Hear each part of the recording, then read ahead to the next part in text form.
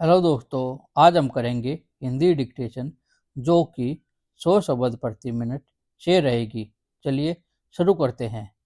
उपाध्यक्ष महोदय, मैं आपके सामने एक बात और रखना चाहता हूँ और वह यह है कि देश में बेकारी बढ़ती जा रही है और इसे रोकने का कोई उपाय सरकार अभी तक नहीं कर पाई है।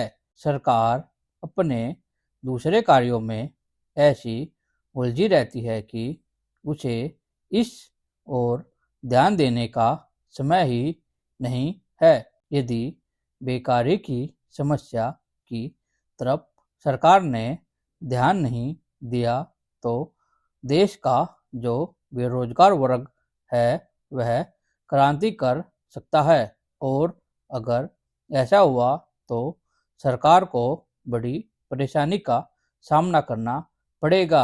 अतः मेरा सुझाव है कि सरकार को जल्दी से जल्दी इस समस्या की ओर ध्यान देना चाहिए।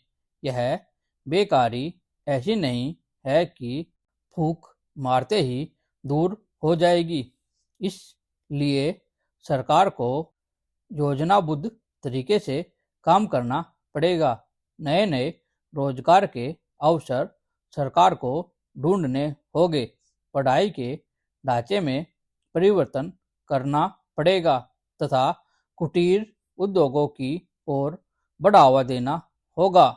अब मैं देश में फैली अराजकता तथा आवश्यक वस्तुओं के मूल्यों में वृद्धि के बारे में भी कुछ कहना चाहता हूँ। मैं उन बातों को नहीं दोहराना चाहता हूँ जो मेरे दोस्तों ने कही है। एक बात मैं जरूर कहूँगा कि इस वक्त हिंदुस्तान की चारों तरफ की परिस्थिति बड़ी खराब है और इसमें किसी की जिम्मेदारी नहीं है। लोगों के पास सामान खरीदने के लिए पैसे नहीं है। लोग भूखे मर रहे हैं। ऐसी हालत में असामाजिक तत्व उनके साथ मिल जाते हैं और दुकानों को लूटने की कोशिश करते हैं। इसी प्रकार दंगे फसाद बढ़ रहे हैं।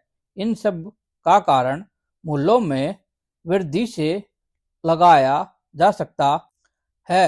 लोगों में बेरोजगारी पहले से ही काफ़ी है और उस पर भी अगर उन्हें आवश्यक वस्तुएं सस्ते दामों पर न मिल सके तो उनकी हालत और भी खराब हो जाती है।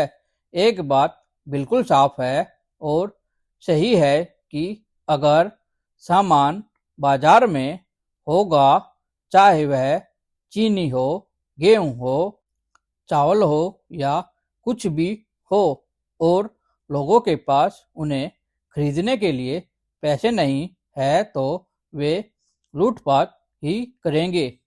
इसके अलावा चीज़ों के दाम इतने बढ़ चुके हैं कि गरीबों के लिए उन्हें खरीदना भी मुश्किल हो गया है। इस सब की जिम्मेदारी किसकी है?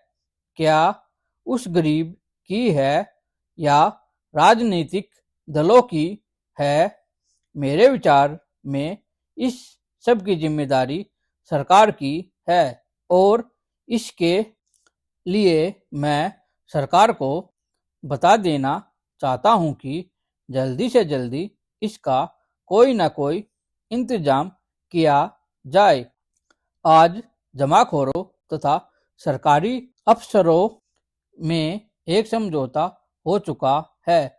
सरकार थोक व्यापार को अपने हाथ में लेना चाहती है, परंतु जमाखोर को इससे बहुत नुकसान होगा और इसलिए वे सरकारी अफसरों से मिल गए हैं और इस नीति को विफल करना चाहते हैं। इन शब्दों के साथ मैं मंत्री महोदय से निवेदन करना चाहता हूं कि देश में जो गरीबी तथा भुखमरी का दौर चल रहा है। इसको रोकने के लिए कुछ न कुछ इंतजाम किए जाए।